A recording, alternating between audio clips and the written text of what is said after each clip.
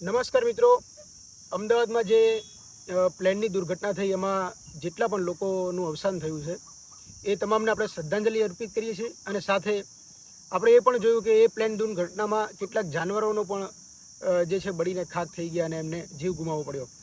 તો એ સમયે આજે મને એક જીવને બચાવવાનો મોકો મળ્યો છે. તમે જુઓ કે અહીંયા એક સાપ છે આપણી પાસે અને આ જે સાપ છે એ ખૂબ જ શાંત સ્વભાવનો સાપ હોય છે. આમ અજગર જેવો દેખાતો પણ એક ઇન્ડિયન કોમન બોવા પ્રકારનો સાપ છે, એનું નામ છે.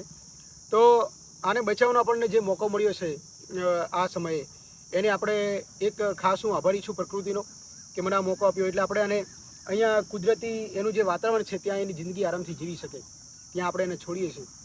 જુઓ તમે, આ જે સાપ છે આપણે એને વધારે હેરાન કર્યા વિના તરત જ રિલીઝ કરીશું.